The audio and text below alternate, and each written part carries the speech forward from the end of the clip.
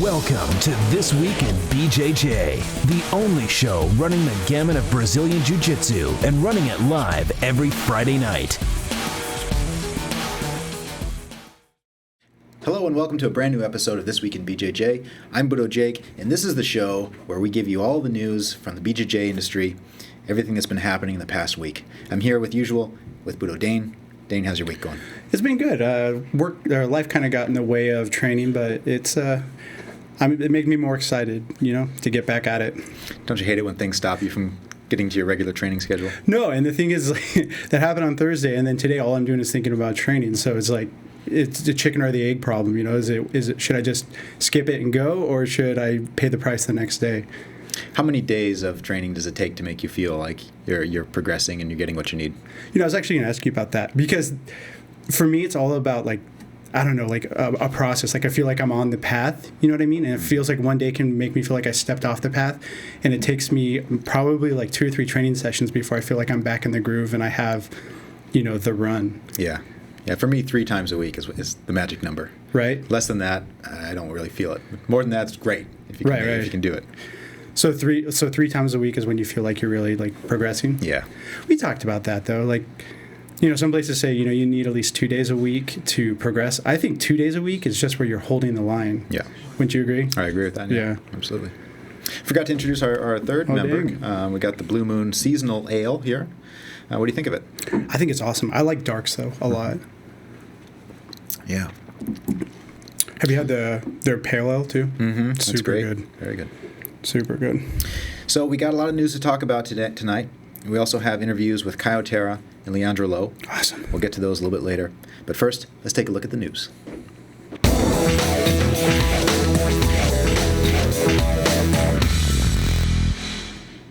Before we get into the news, I want to remind you that we do have a chat feature. If there's any questions you have for us, we'll be happy to discuss any of your comments on air.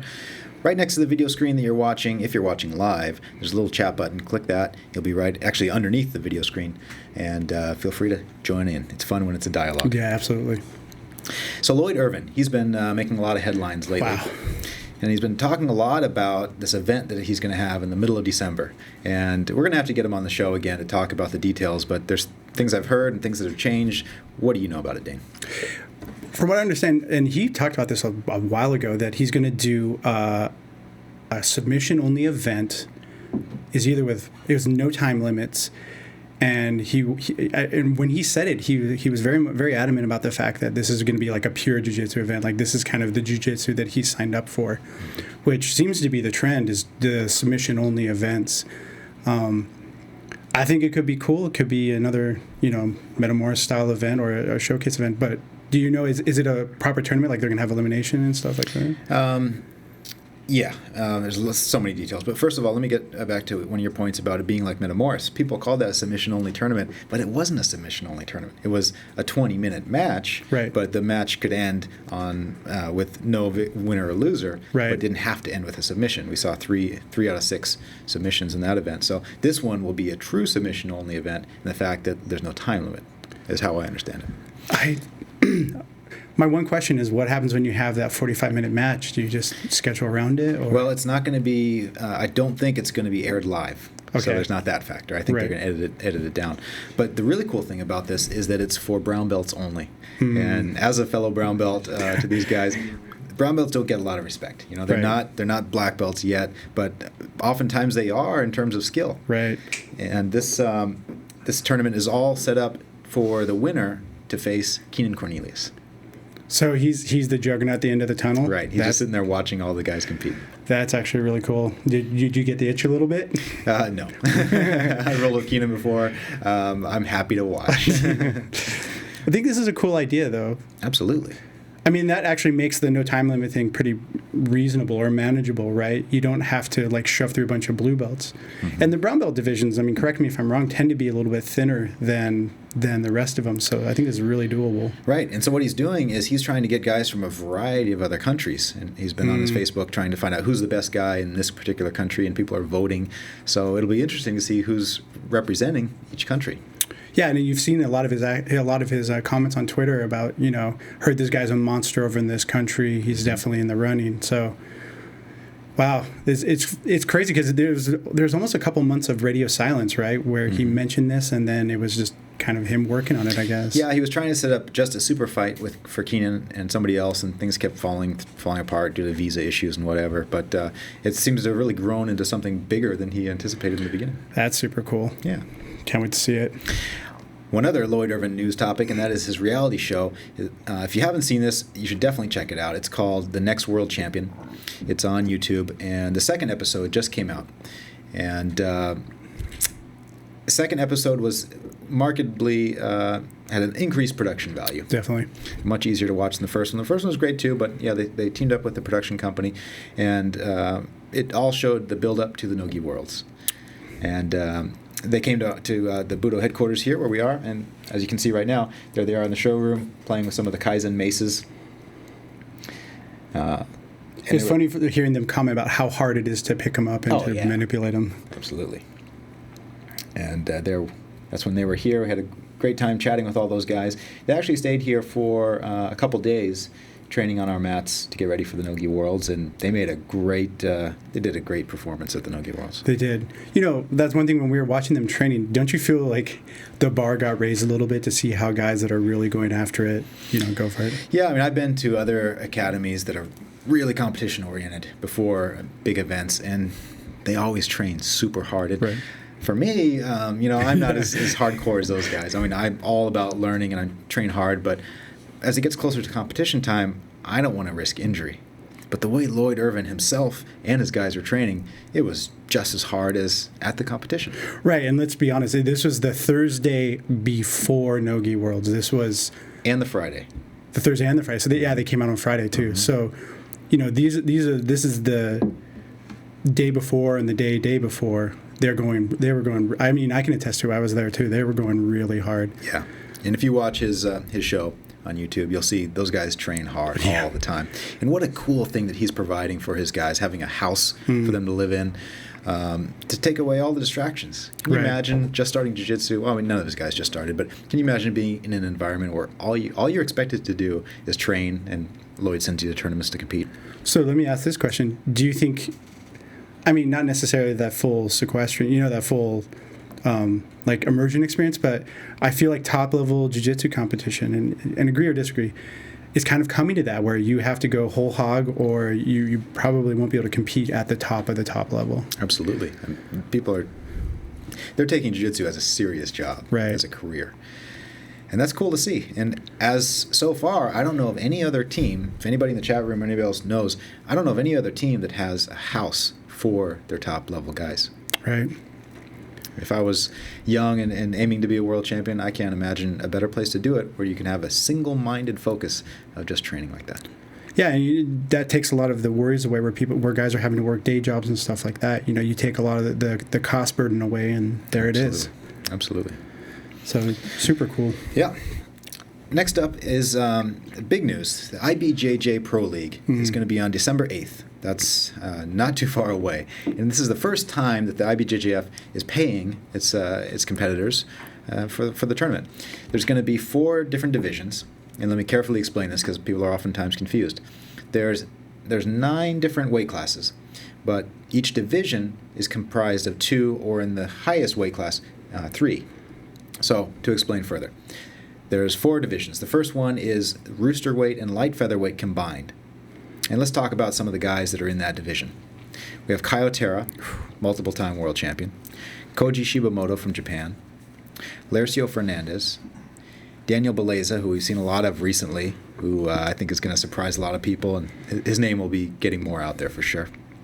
Pablo Silva from Gracie Baja Draculino School, Rafael Freitas, and then the other 2 are going to be the gold medalists from the tournament in the morning. And so far, there's nobody signed up for those divisions. Really? We still have the rest of today. I think today is going to be the cutoff, but could be the case that there's only 6 guys. We'll see. It seems weird that you wouldn't throw your hat in, I mean, at least in the attempt for a cash prize, right? Absolutely. So there's $5,000 going to the winner of that division and all the other divisions. This is cool because a lot of times when we see big names like Caio Terra, right, or Alicia Fernandez, and you say, I wonder how they would do in someone in a different weight class, usually up, sometimes down. Because at first when I saw they're combining weight classes, I thought it was, I don't know, I was kind of skeptical of it. But now that I'm seeing the people that are in the weight divisions, I'm like, you know what, this actually makes a lot of sense. Because it's going to answer some questions about, what happened if this person faced this person. And it's not going to be like Caio Terra versus, Buchecha or something like that. It's going to be people close in weight, so it's, there's going to be an exchange. I think that's a really cool idea. Wouldn't you agree? Yeah, absolutely. And I've kind of complained about the absolute division before because everybody likes to see guys from different weight classes competing. But usually in the absolute division, all you see is the heaviest guys fighting each other. Right. And so it's not that interesting. At the Nogi Worlds, it was great because we had Leandro Lo in the absolute division, and he did great. So this will, like you say, it'll provide some matchups that you don't usually see. Right. In the second division, that's up to 76 kilos. That's the featherweight division and the lightweight division. We got Leandro Lo, who, again, took second place at the Nogi Worlds, Lucas Lepri, Samir Chantry, Tonquinho, and Cobrinha. Now, that's only 5 people. The other one was supposed to be JT Torres. I don't know what happened to him. He's not going to be there. So I'm not sure what they're going to do with that sixth place. And then we also have the 2 that are going to be qualifying from the morning tournament. And there's 2 names in there in the lightweight division, which I'd like to see. We've got Tanner Rice, who trains with Cobrinha, and Megaton. Megaton shows up for everything. Every tournament. I love that. It's awesome. Just looking at, we just mentioned 2 divisions, too. There's already a bunch of matches that I want to see. Who are you most excited to see in that division? Oh, God. I guess Cobrinha obviously, Tonquinho obviously. I would like to see a Tonquinho-Cobrinha match. I think that would be awesome. Yeah. Next division is the up to 88.3 kilos. That's the middleweights and the medium heavies. We got our coach, Otavio Souza. Awesome. From Gracie Baja. Romulo Bahal. Rafael Barbosa, better known as Formiga. Bruno Antunes, who's been doing great recently. He trains with Romulo as well. Vitor Henrique. And surprisingly, Andre Galval got in. Yeah, I was glad to see that. I've heard rumblings of this, and I was excited for it, but I didn't. I was, dare to hope, right? So the guys that are invited it's based on the IBJJF rankings, which you can see on IBJJF.com. Galval didn't compete recently, so he was pretty far down the list. So I guess they just kept going down the list, inviting people until they got to Galval, which I'm glad to see. He's always so much fun to watch. And if he wasn't in there, I think that would leave a question mark, right? Yeah, and I was wondering, if he wasn't invited, would he do the morning tournament? 2 of the guys that are doing the morning tournament, which are likely to qualify, in the middle division, we got DJ Jackson. Right. It's hard to imagine anybody stopping him at his current pace. Right. And in the medium heavy, we have Ricardo Bastos, brother of Bruno Bastos. He was at the Nogi Worlds, and he did a really good showing. The person to stop DJ Jackson would already be invited. You know what I mean? So we'll see that definitely. And the last division. This is the over 88.3 kilos. This is actually 3 divisions combined. We have the heavyweight, super heavyweight, and ultra heavyweights. There's only 4 names so far. We got Gustavo Pires from Gracie Baja. He's had an incredible year, flying triangling, comprido, flying armbarring, some guy in Las Vegas. He's been looking really sharp. We got Bruno Bastos, Ricardo Evangelista, and Roberto Tusa Camargo. And then so there'll be 3 more guys qualifying from that morning, which is another guy I was glad to see on the list that he's going to do the morning tournament, and that is Eduardo Tellez. You got to give it to him for coming out and doing it. Absolutely. That's going to be awesome. Yep. So this tournament is going to be on December 8th. There's going to be the morning tournament, which is called the IBJJF Winter Open, and that will not be televised. However, the IBJJ Pro League, starting at approximately 3 o'clock, we'll get back to you. Follow us on Facebook. We'll tell you the exact time. But that'll be televised, and it's totally free. I was just going to ask you, how much does that cost, Jake? IBJJFTV.com. It's not going to be on Budo Videos this time. IBJJFTV.com is where it's going to be. That's going to be a lot of fun to watch. This is the first time IBJJF is paying and also putting on a show like this. There's only going to be 1 match at a time, maybe 2, but we'll be able to focus. It's not going to be 12 fights going on at the same time. Do you think this is something that more showcase events like these is something that BJJ needs, or? Yeah, I think so. The tournaments are great because you get so many things to watch at the same time, but it's hard to focus, when you're watching 12 matches, you're looking over here, looking over there. Even when we're doing the live broadcast, it's like, which one do we comment on? It's hard. But with this one, I think we're really going to be able to focus and see nothing but high-level matches. I mean, this is a great turnout for an inaugural event too, right? Yep. Yeah, I'm sure this is going to be an annual event, maybe even more per year, and we'll see. Hopefully the prize money will go up as well. Right. So the guy in the lightweight division is Caio Terra, one of the guys in the division, certainly one of the favorites. And I wanted to sit down and talk to him about a lot of the things that happened recently. Right. He got booted out of his team, but he's had a great year of beating a lot of tough guys. So right. We do have an interview with him. Let's check that out. I'm here with Caio Terra, world champion, and one of the best rooster weights, sometimes light featherweights, in the world. Caio, you had a great year this year. 2012 Nogi World Champ, Pan Jiu-Jitsu Champion, World Silver Medalist, Metamoris Champion. What are your thoughts now as we get to the end of 2012?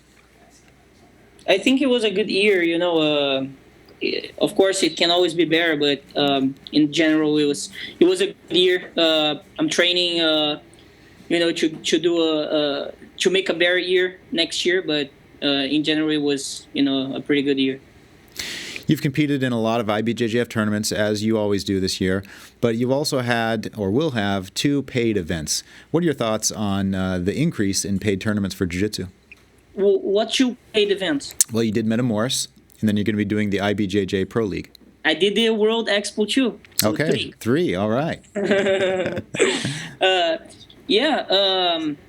I think it's a good thing, but I believe that still a lot of people. It would be better if a lot more people came in and did it as well. I think a lot of people didn't come do the Pro League. Maybe because of the time of the year, maybe because people weren't ready in the schedule. Sometimes you need to get a little bit of heads up, to training and not book seminars. I had to to reschedule some of my seminars to be able to train for the Pro League, and some other things as well. So sometimes in the schedule of the comparator, it's not for the biggest comparators, it's not the best thing to do a tournament, because the 5,000 maybe you can do it in like a couple weeks, and you don't have to train so hard for it. But I think the Pro League will grow in the future, and I think we're gonna see good things for the sport later on. Mm-hmm. So, Caio, thinking back on the past 3 months or so of your competition year, you had you submitted Jeff Glover.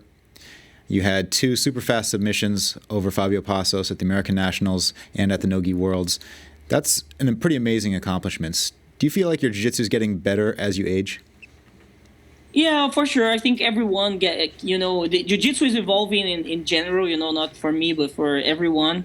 So if you keep training, of course, you're going to evolve with the new generation as well.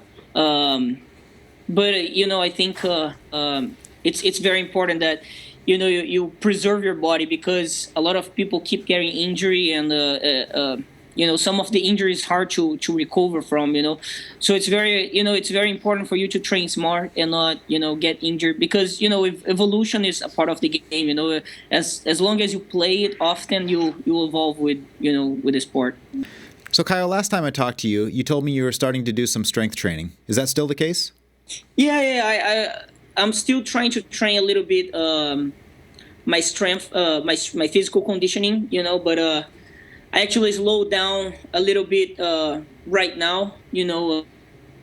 I think I was overtraining, from what I went from 0 strength training to a lot. So I kind of slowed down now. In the last few days, I actually didn't do any strength training. I have been only doing jiu-jitsu again.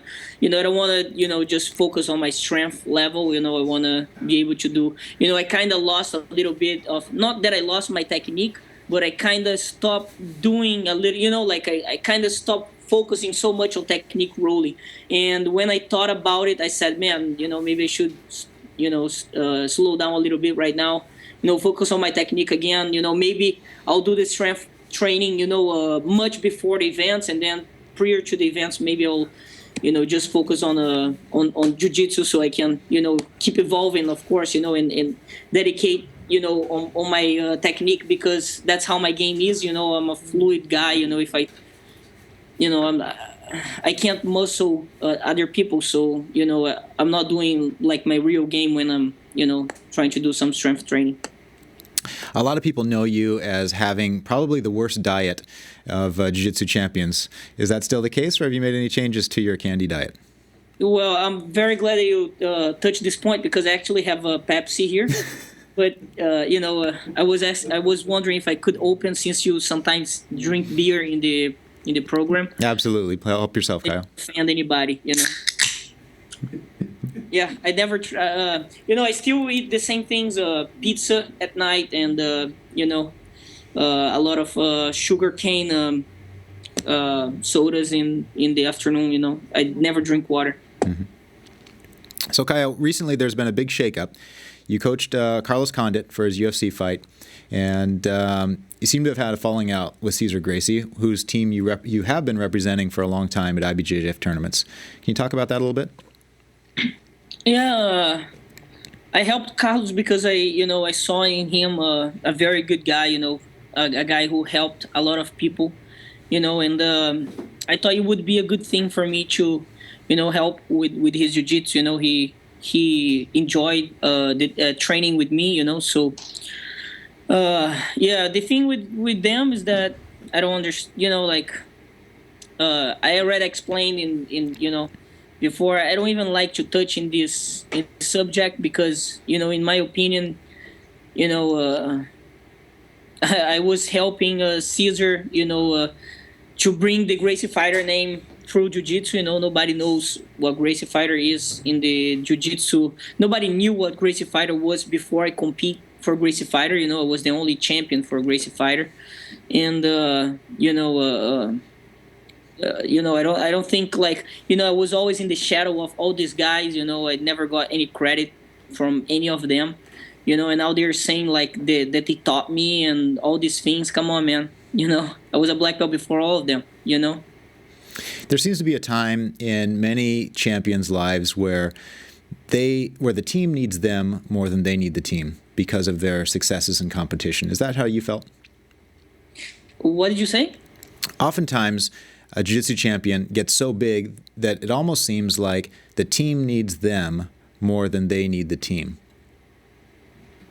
because their name becomes almost bigger than the team. Is that how you felt? Did you feel like the Caio Terra name was bigger than the Gracie Fighter team? No, I never, I had my own association which had more affiliations than Gracie Fighter has. But still, I wanted to represent Gracie Fighter because, Cesar brought me here into America so I could teach at his main academy, and I appreciate the fact that he brought me here. And, in the beginning, it was, he was the one who, it wasn't the only offer that I would have, in America, I'm pretty sure. But, it still was, he decided to bring me. So it was a big thing for me, and I appreciate that fact that's why I competed for Gracie Fighter all these years, even though I have more guys competing from my own team than his own team, and all my guys represents Gracie Fighter as well, so I thought it would be, a good thing for Cesar. But, since he kicked me out, it's, I don't see like I'm losing much, because I haven't trained there at his academy for over 3 years now. I barely saw all these guys, and even when I was there, they don't even, train with the gi or anything, so it's not like that I'm losing training or anything, because my training partners are still with me, and we're still training together. We're still representing the same team. Maybe not Gracie Fighter anymore, but we're now in our own association. We can represent our own team. So, what is the name of the team that you'll be representing from now on at IBJJF tournaments? You guys will know soon. I will announce soon a lot of people that will be representing the team, and I think we're gonna try shaking a little bit things. We're trying to build up a strong team, to compete on, sport jiu-jitsu. So no public announcement whether Samir is going to join your team yet or not? No, of course he's gonna join my team. Yeah, there's no, Okay, very good. And you're going to have a seminar with Leandro Lo. I think some people might be wondering, what's your relationship like with Leandro Lo?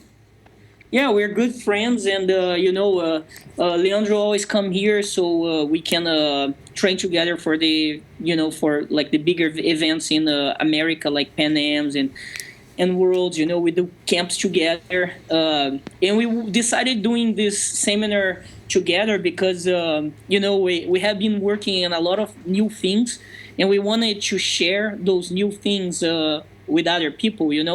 A lot of good stuff, good new things, good new details, for the up and comers that that like jiu-jitsu, that wants to understand a little bit more of it. And we're planning on doing like a little tour next year, me and him together, to share those things that we have been learning with each other. Okay, very good. So December 8th is the IBJJ Pro League tournament, which is the first paid tournament by the IBJJF. You're going to be in the up to 64 kilo division, which is basically roosterweight and light featherweight combined. The other guys in your division are Koji Shibamoto, Lercio Fernandez, Daniel Beleza, Pablo Silva, Rafael Freitas, and 2 more that will qualify in that morning's tournament. Out of those names there, who are you most looking forward to match up with? I think there's good names, but I'm not looking for, on anyone specific. What I don't want is to match up with someone that stalls. I really don't want to go against someone that will be stalling, because I believe that the only way that the Pro League or any paid event will grow is if the matches are fluid. And, a lot of these tournaments, like especially the, and in the finals of Worlds and Pan Ams, you don't see that many submissions and cool moves because, everyone is stalling, it's just a few guys that are trying to go at it, and, show, who's the best. A lot of guys are trying to lose by little or, win by advantage. Mm-hmm. Kai, one of the guys that's often a roadblock for you is Bruno Malfacini. What are your thoughts on not seeing him in the lineup today? No, Bruno Malfacini would be the guy that I would want to match up with, definitely. I believe he's hurt, so I wish him that he recovers well. I think we can still face each other next year. Bruno Malfacini is a tough guy. We have been doing a lot of tough matches. But I still believe that he's one of these guys that, stall a little bit. I would love to face him again. I'm trying to, train with like smaller guys to be able to, catch a little bit of his game. It's very hard to train for Bruno. Bruno is a different, different style of anyone else because, he's probably like 5'1" or 5'2", and he's kind of thick and very short joints. So, it's very hard to catch him in a submission or something. And, it's just a completely different body type. And I can't train for someone, that has a body type that no one else has, But I'm trying to get, a little bit of the concepts of what worked with him and what didn't, something that I didn't do before, because before I would just try playing my game and his legs are so small, and his arms are so small that, some of the moves just doesn't work, So, I'm trying to get some of the, I've been watching my fights with him and trying to get some of the concepts that worked and didn't work to try mixing each other, and not let him get into those comfortable positions that he just hold me on my back, Sounds good. Kyle, last question I have for you. If you win the $5,000, what will you do with the money? It's hard to say, it's not that I'm like winning a car or something like that, of course, $5,000 is awesome. But, in America, you need at least, a few thousands a month to survive, so, I probably would save a little bit of the money, and use with things that I have to take care of, but, it's not something that, will change my life. Right. But if you can do a few of these paid tournaments a year, it starts to make a difference, right? For 5,000, no, because you have to train, and dedicate. I miss so many seminars to train for something like that. That it's almost like a loss of money. I do it because I enjoy. But 5,000, no, man, come on, 5,000 is very, it's very short money. For of course, if you do once every month, it would be good money, of course, and win. Do one and win every month, but do a few a year. I don't think you can survive doing a few a year. That's why MMA fighters, sometimes they get 40,000, but they fight once a year. It's good money, but you're breaking your body for $3,000 a month, basically. Right. Well, let's hope the IBJJ Pro League does really well in this inaugural year and continues on. And maybe the prize money will grow year by year. Sure, I believe so. Yeah, no, I believe that the prize money. But of course, for that to grow, the match has to be good. People have to watch it, and especially more competitors, bigger names come in and do it too. I think it's a good start. It was good that they started with 5,000. IBJJF never goes down; they always go up. So pretty sure that next year will be 6 and then 7 and maybe who knows 100,000 in 10 years. Right. Well, on behalf of all the spectators, Caio, I want to thank you for always putting on a great show. We always love how you search for the submission and keep things dynamic. Thank you. Thanks, Jake. All right. Anything else you want to add before we go, Caio? No, thanks to everybody. If you're in LA and have the opportunity to go to my seminar with Leandro, don't miss out. It will be in what's the name of the city again? Tustin, California. Yes, Tustin, California, like very close to Orange County, right? Yep. And it will be really good. It will be a very good seminar for sure. Do you have anything in mind that you guys are going to go over, or have you not decided that yet? No, we did. But I think it's going to be more like a surprise. It will be like a little bit of guard passing and guard. A little bit of my game, a little bit of his game. We're gonna mix each other like we train. Wow, what a great combination, Caio Terra and Leandro Lo. For more information on that seminar, where can people go? They can go on Facebook probably. Okay. On Facebook, and Grace Mag posted it too. Hopefully, if my Facebook page, Caio Terra BJJ, and they will find more information about it. Okay, very good. Thanks a lot, Caio. Thank you. Thanks. Caio Terra, great guy, huh? Always. So, Jake, I don't want to point fingers, but did you just get called out on diet? Well, called out on drinking beer, I guess. So, beer or candy, I don't know, they're pleasurable poisons. Right. It was funny. The other day, Caio said, I'd heard about his seminar coming up because it's right around the corner from here, and it's the day after the Pro League. And he said, he messaged me and said, "Hey, Jake, you going to come to my seminar in Tucson?" I said, "Hey, Caio, by the way, it's Tustin, not Tucson." And he replied like, "LOL, glad to know." So I bet he's happy to know that he doesn't have to fly all the way to Arizona to do that seminar the next day. We have a much better climate over here. Right. So a seminar on guard passing, how much does that interest you, by Caio Terra and Leandro Lo? I'm 200% interested. I mean, I like guard passing to begin with, but learning guard, I mean, just the Q&A alone, going to a guard passing seminar from two of the guys with the best guards, some of the best guards in the game, is really enticing. Yeah, that'll be fun for sure. And for some reason, a lot of seminars don't bring out as much people as they should in Southern California. And I think it's just because there's so many training opportunities where we are. Whereas if these guys were to go to somewhere in the Midwest, it'd be packed. So, but that being said, if you're in the area, this is going to be great. It's pretty central too, so no excuses. Yep. But I'm glad to see that despite the Caio getting kicked out of his organization, he'd already set the foundation up with his own organization, and it sounds like it's doing really well. I think he mentioned he has 8 affiliates already. That's cool. It's really cool. Glad to see him doing well for himself. He deserves it for sure. Absolutely. So we have another interview coming up with Leandro Lo. He's a guy that I didn't know too much about because he was only competing in Brazil. But he's doing really well, beating a lot of tough guys. But it wasn't until he came here for the No-Gi Worlds that he really showed, to a lot of Americans what he can do. And I think he put America on notice with his performance against Shanji. Absolutely. So we're going to come back for that interview in just a moment, guys. BudoVideos.com, home of the world's largest selection of quality jiu-jitsu kimonos. Show-your-roll, storm, tatami, bull terrier, venom, and others. styles from more than 30 top brands in stock and ready to ship. BudoVideos.com. You're only a click away from owning a new gi today.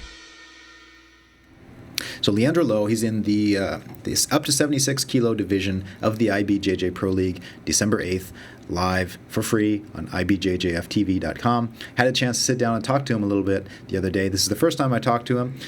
His English isn't great, so we used Caio as a translator, but we got a lot of good information out of him. And one thing that really interested me, and that is going to come up a little later in the interview, about which is the mecca of jiu-jitsu. Is it SoCal or is it Brazil?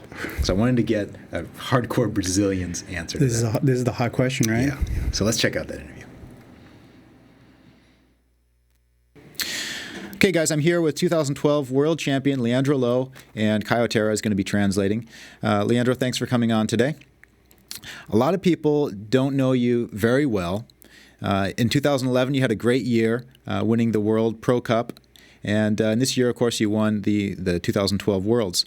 Do you think you're on an upswing, or is the rest of America going to know who you are soon? Tomara, né? Eu espero que sim. Vou tentar lutar todos os campeonatos da IBJJ para tentar ser mais conhecido. He hopes so, and he's trying to compete as often as possible at IBJJF in America, so he gets his name out there. I imagine it's difficult for a lot of Brazilians to come to America to compete since the world's moved to America. Are you able to handle the finances to come to America to compete? Eu ganhei campeonatos lá que valiam passagem, até o PAN e o Mundial ganhei passagem. No. He has been competing in a lot of tournaments in Brazil, which he gets a lot of money or tickets, to come to America and compete at the bigger events. E no Mundial você me ajudou.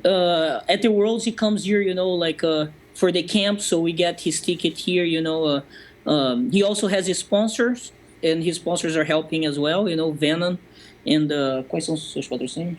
Venom, Os, né? Venom, Os, and his own gym, has been helping him a lot to bring him here.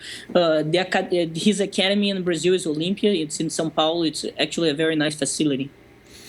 It seems to me that no matter how well you do in competitions in Brazil, it's hard to get known in America. Do you feel like it's very important to get out of America to compete? To get out of Brazil to compete? Como assim? Lá no Brasil? Lá no Brasil você pode ganhar tudo, mas os americanos não conhecem muito quem luta no Brasil.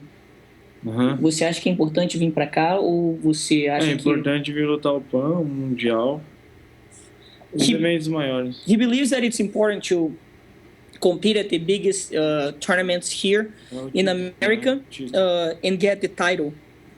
But he's also very well known among the Brazilians. The Brazilians know him very well since he competes in all the tournaments there. Leandro, which do you feel is the center of jiu-jitsu? Do you think California is the center now, or do you think it's still in Brazil? Aqui onde? Na Califórnia? Aqui na Califórnia tem os melhores lutadores porque estão vindo muito para cá. Agora as competições que tem melhores caras é aqui agora. He believes that since all the events are being held in California, the best competitors are having their base here in California. So the center of Mecca of Jiu-Jitsu is today in California. Leandro, how do you feel about that personally? Does it make you sad that Brazil is no longer the Mecca of Jiu-Jitsu, or do you feel like it was important for Jiu-Jitsu's growth to go out of Brazil? Eu acho que tá chegando a nova geração no Brasil, né? Que vai ficar bom também. E os caras estão buscando os melhores para eles. Cada tem que buscar o que é melhor para você, né? E vindo para cá é melhor para eles. É bom porque fica bom um cara bom lá e um cara bom aqui, né? He thinks the new generation in Brazil are coming very strong, and it's a good thing that they came here because everyone needs to look what's best for itself. In Brazil it's very hard to grow, especially with so many good competitors in the same city or state. So it's good that they're spreading out, and it's good also that with this good generation coming along, in Brazil, and this good generation in America, you'll be a very good mix in the future. If Leandro had a child and he wanted him to be a jiu-jitsu world champion, would he have the child train in Brazil or in America? Okay. By the way, the name of his son is Romualdo. He said that Romualdo Lo is his son. Okay. Depende. Acho que comigo, né? Onde eu tiver, vai ter que treinar comigo. Wherever he is, his kid should always train with him. That's it. Okay. Depende muito do treino, não do lugar. It depends on the training, not on the place. And does Leandro have any plans to move to America? I don't think so. Você tem planos para mudar para cá? Por enquanto, não. Not for now. Not for now. But we'll change his mind. So the 2012 Nogi Worlds, Leandro had a great performance. You got third place in your weight and second in absolute. It's unusual for a lightweight to do better in the absolute than he does at his weight class. Do you feel more comfortable fighting bigger guys? Eu gosto de lutar com cara pesado e também gosto de lutar com os caras do meu peso. Eu me sinto confortável lutando com cara grande. Depende do cara. He likes to compete against bigger guys. You know, he feels that he does well against bigger opponents. He feels comfortable. You know, from what I've seen on him training, he loves to train with bigger guys. You know, he likes even more than with guys his own size. But he's saying that he likes as much as with guys, you know, of his size. Mm-hmm. The finals of the Absolute against Xande Ribeiro was an excellent match. But if you were going to do it again, would you do anything differently? Faria. Yes. Tentava buscar mais a luta. He would try to you know, go get it, you know, more, you know, the fight. He would try to speed up the game a little bit more. Okay. I'm going to read a list of the names of your opponents in the IBJJF Pro League. This is, again, the tournament on December 8th in the up to 76 kilos division. This is basically the featherweights and the lightweights combined. The other guys in your division are Lucas Lepri, Samir Chantry, Augusto Mendes, Cobrinha, one other guy that hasn't been determined, and two others that will qualify from the morning's tournament. Is there any names in there that you're looking forward to fighting? Tanquinho, Lucas Lepri e o Cobrinha. E o John todos. Menos o Samir. Okay, so he's like Tanquinho, Cobrinha, Lucas Lepri, Jonathan Torres, everyone but Samir. Right. Now, I understand that the IBJJF does not want closeouts in this tournament. Closeouts are terrible for the public. That being said, you and Samir are not on the same team. Do you think that they will match you guys up first in the brackets to get that possibility out of the way? Se não, gostaria que não, mas se colocar não tem problema, a gente vê lá na hora. He would like not to, but if they put them together in the first match, it wouldn't be a problem. They would fight. And how about if you meet up in the finals? Would you still fight? E se vocês forem para a final, vocês lutariam? Lutaria. Com certeza. For sure. Okay. They would compete, yeah. And have you ever fought against Cobrinha or Tanquinho or Lucas Lepri before? Lutei com Tanquinho e Lucas Lepri. Cobrinha não. He never competed against Cobrinha, but he did a few times with Lepri and he did against Tanquinho as well. Okay. So the day after the tournament, I just want to mention again, you're having a seminar in Tustin, California. It's probably maybe 25 minutes away from the tournament. What are you guys going to be going over on that tournament seminar? Raspais, passagem guarda. Yeah, so we're going to be showing some guard passes and some sweeps from the bottom and attacks from the bottom. And will you guys be sparring at the seminar as well? A gente vai estar treinando no seminário também. Sim. Yes. Okay, very good. Any closing comments before we go? Agradeço pela entrevista e First of all, thank you for the interview. Patrocinadores, né? And thanks to my sponsors, Venom, Os, and my Academy Olympia in São Paulo. E todas as pessoas que torcem por mim. And everyone who is cheering for me at this event. All right. So once again, December 8th, IBJJ Pro League. This will be streamed live at IBJJFTV.com. It's totally free. So be sure to watch these guys. They're killers. Leandro Lo and Caio Terra. Thanks for coming on today. Before you finish, Leandro is wondering who you're cheering for the 76 kilos. I'd like to see a finals match between Cobrinho and Leandro. Oh, really? How about the 64? 64, I'd like to see a finals between, Daniel Beleza has been on a tear this year. I'd like to see you and Daniel Beleza go at it. Have you guys ever competed? Yes, we did twice. I don't think we would go to the finals, though. I think we would be bracket in first or second match. Ah, okay. Fala que agradeço por querer eu na final. But whatever happens, it's going to be a great tournament. Yes, for sure. All right. Thanks for coming on today, guys. Good luck. Thank you. Bye.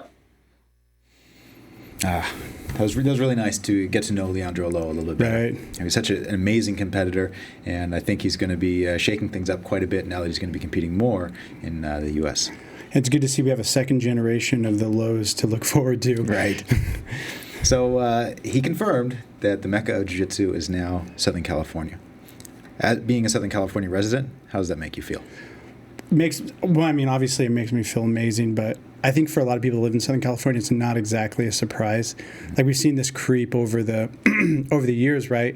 Where all of a sudden guys have been relocating. So it's really good to see. It's going to be interesting to see what develops of it. I think what comes in the future, what comes of this is the big question. Wouldn't you say? Yeah. I mean, we saw Gracie Baja make this their home 8 years ago. We saw Atos make San Diego their home. Cobrinho opened up a huge alliance school. We even have relatively minor teams like GF Team opening up satellite schools here. So for sure, everybody wants an academy near Long Beach. Definitely Long Beach, right? Mm-hmm.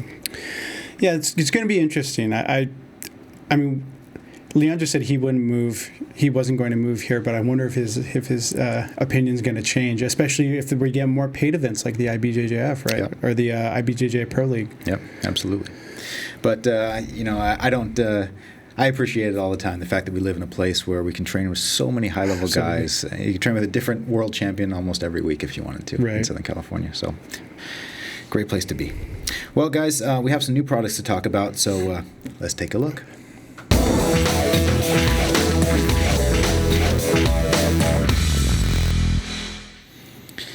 We are well into the holiday season now. There are a few gis I want to talk about today.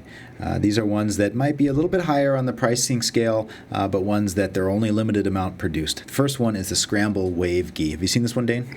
I've seen pictures of the outside. I haven't seen the inside, which is where I hear the magic happens. Absolutely. This is Scramble's second gi that they've made. The inside is a famous woodblock print from the Japanese artist Hokusai.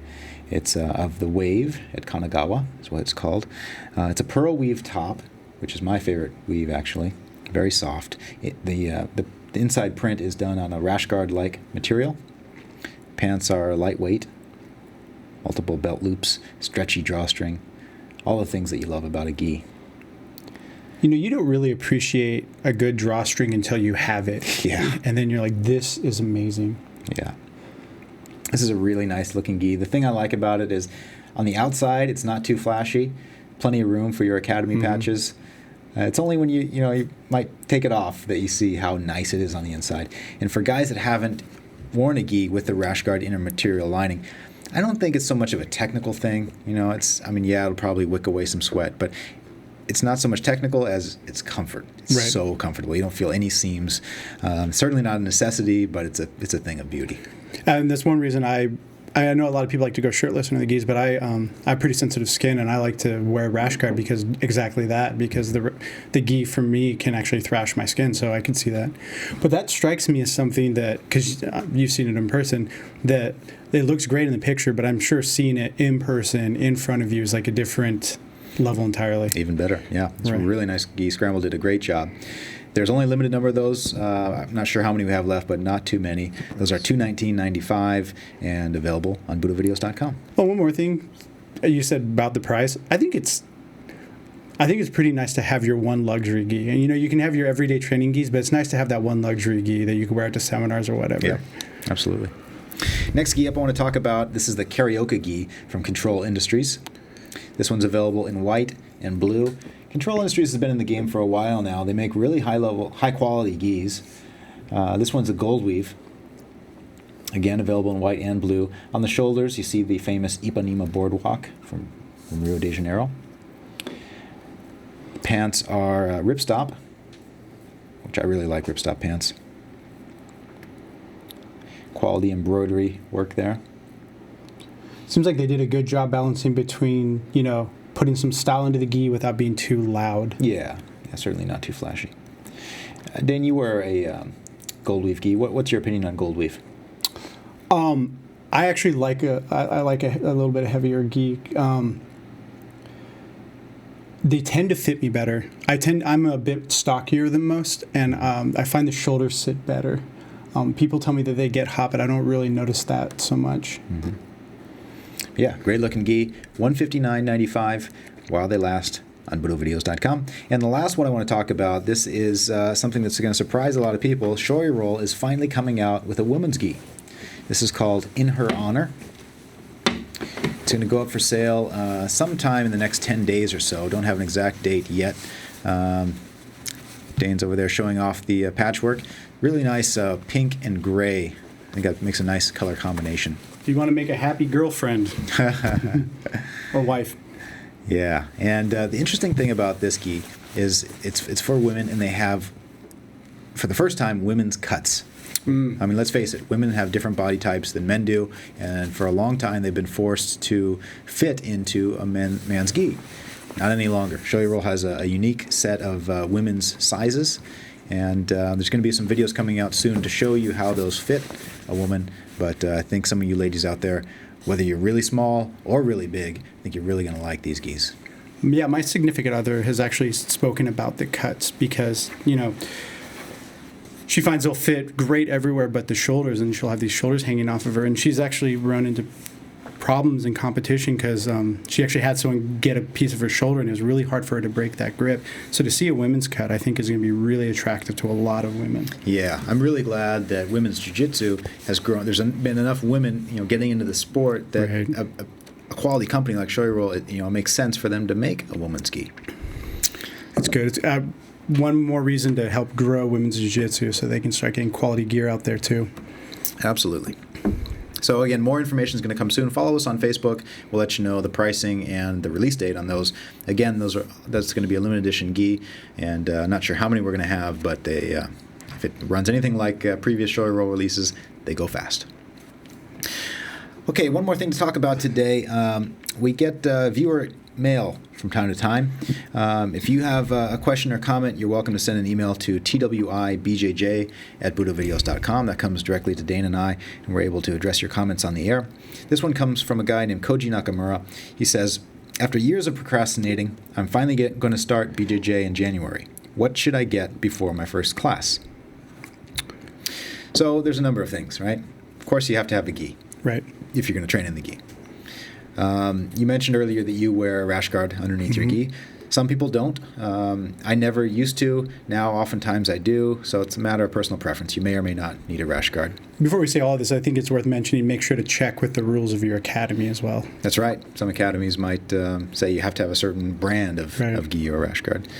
So we got that out of the way. What else would you say, Dane?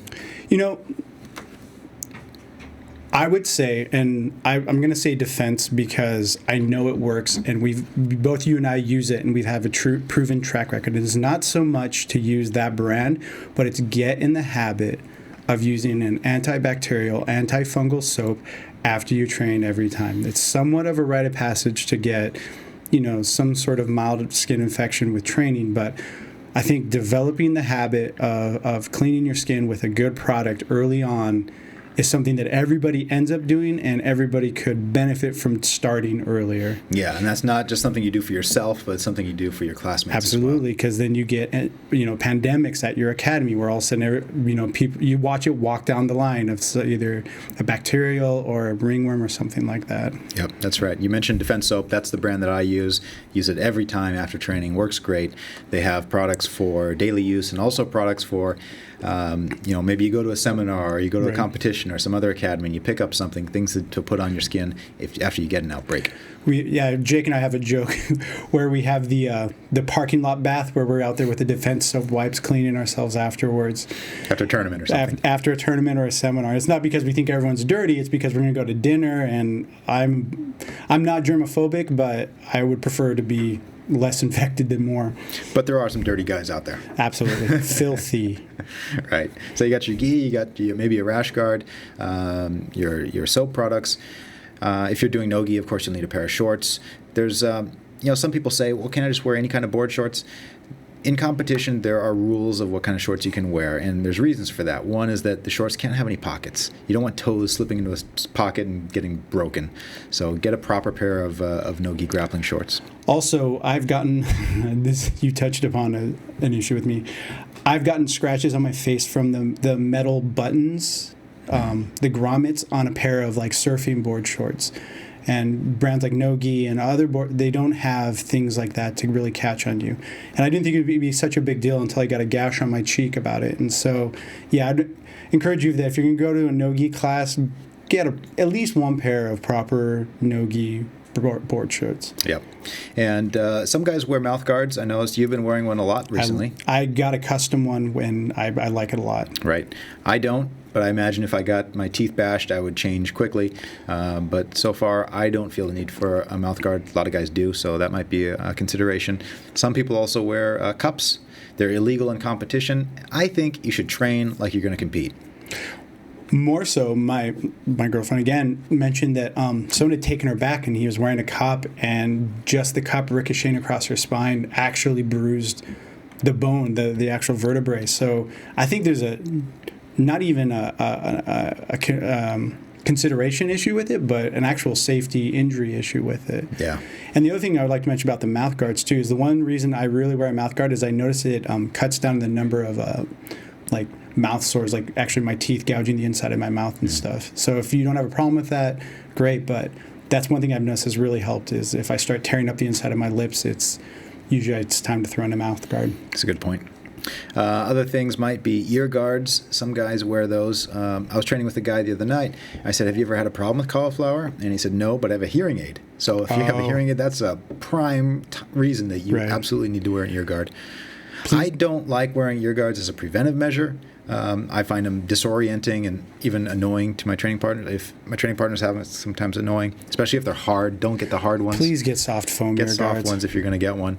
But if you have cauliflower ear, then sometimes you just have to use it. Otherwise, you can't train. Sometimes it can be that painful. Right. That's about all I can think of. Can you think of anything else that Koji needs? No, not off the top of my head. Yep. Clip your nails before your first class. Yep, that's a great point. Okay, so since we don't have any guests here, I'm going to teach the technique of the week on the mat, but we're going to take a break here, and we'll be right back.